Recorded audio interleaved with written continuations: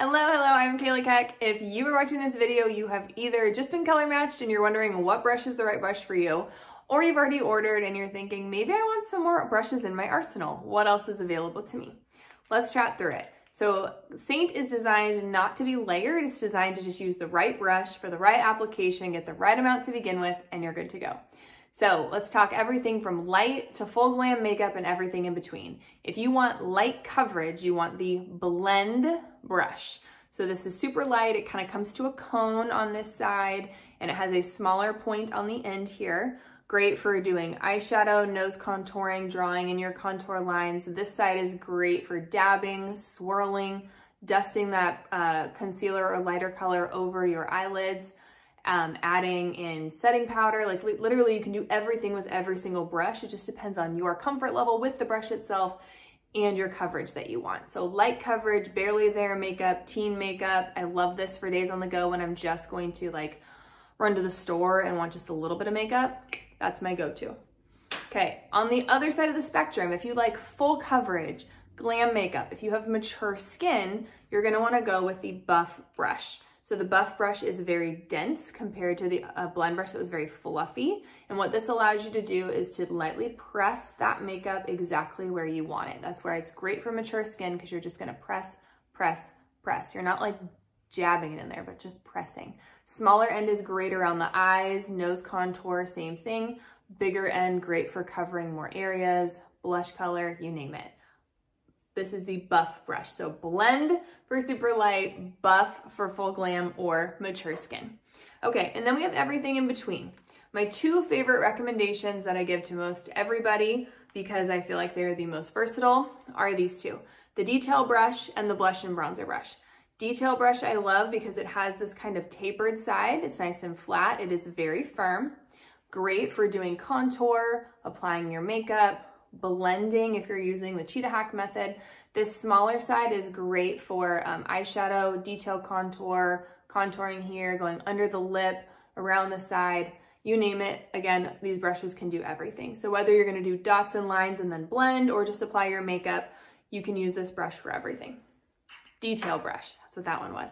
Blush and bronzer brush, I think everybody needs in their pocket no matter which brush you're using to apply your makeup. You can apply your makeup with this. Still applies here. You can use the edge to contour, nose contour around the forehead, same thing. This is just a much softer, more diffuse brush. Again, this is more middle coverage, just like the detail brush. I love the big fluffy end for bronzer. You're gonna see me use that a lot. Like I feel like bronzer just goes on best with this brush. And I love that it's really easy to blend your cheek color. So blush and bronzer brush, aptly named, but again, you can use it for anything. The 3D brush comes with the Palette 4 and the Palette 8 collections.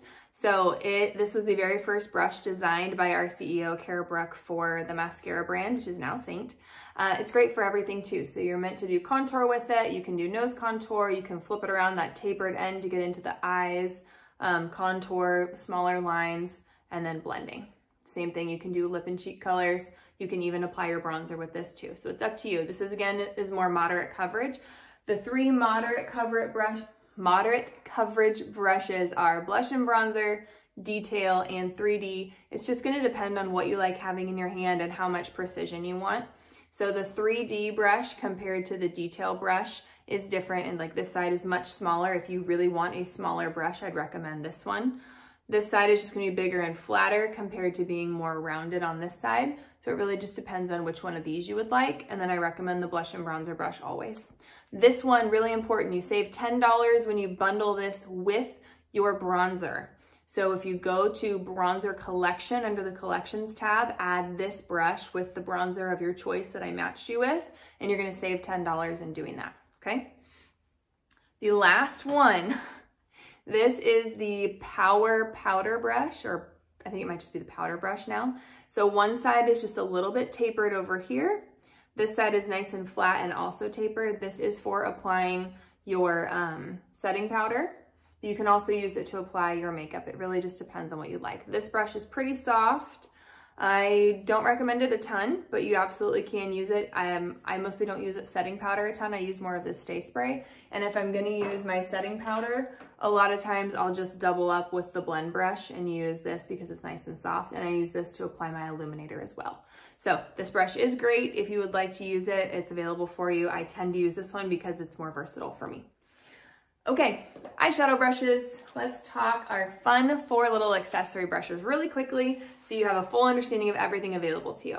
This is the eyeshadow brush. It is nice and fluffy on one side. The other side is going to be your smudge side, so those both are on the same end. Fabulous brush to have. If you like this brush, you just hold it out further. It's great for windshield wiping. It's great for applying makeup. You can flip it over to that smudgy side to kind of do the corners, do a line, go underneath. Great brush to have.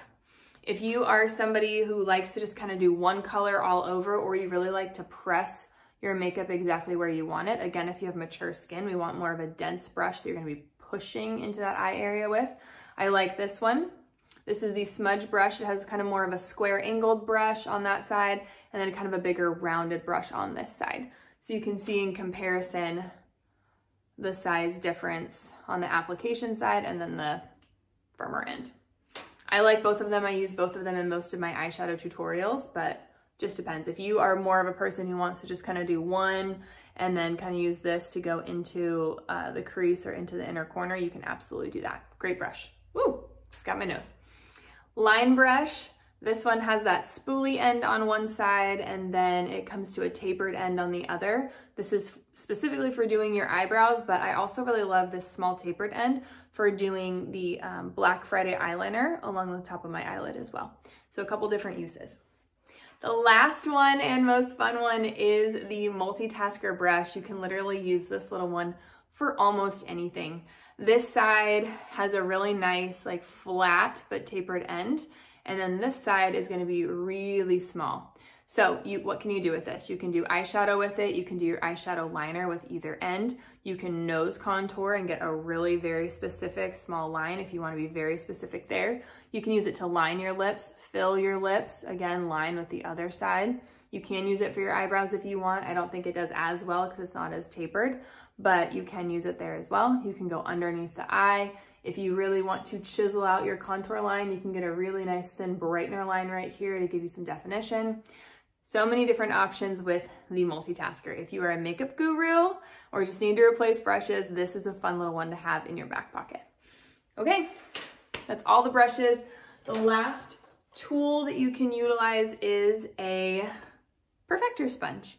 So this is a little egg. You get it fully wet and I let it run under the water and I just kind of do this and let it run until it gets really big. And then I put it in a paper towel and I do the same thing and wring it out so it gets nice and big and bouncy.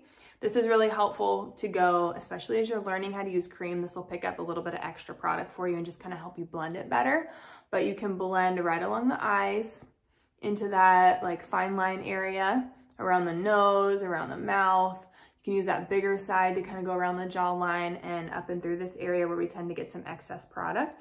You don't want to be bringing product off, but just if there's excess, we want to smooth and remove any of that excess product as we're getting better and better at applying our cream makeup. So this is a fun one. I also spray my stay spray on it. So I'll get it nice and wet, spray my stay spray, use my stay spray as a primer all over, apply my makeup, and then whatever's left over I use to set kind of under my eyes, around my nose and mouth. If I know I'm gonna be out for a long time throughout the whole day and want my makeup to last in the sun and the rain and the elements, stay spray gives me a little bit of extra stay power. Okay, that's it. Email me, contact me, DM me, respond to this wherever you'd like. I'm happy to help you. I don't want you to ever be lost with makeup again. So any questions that you have, please direct my way, and I hope you love your makeup.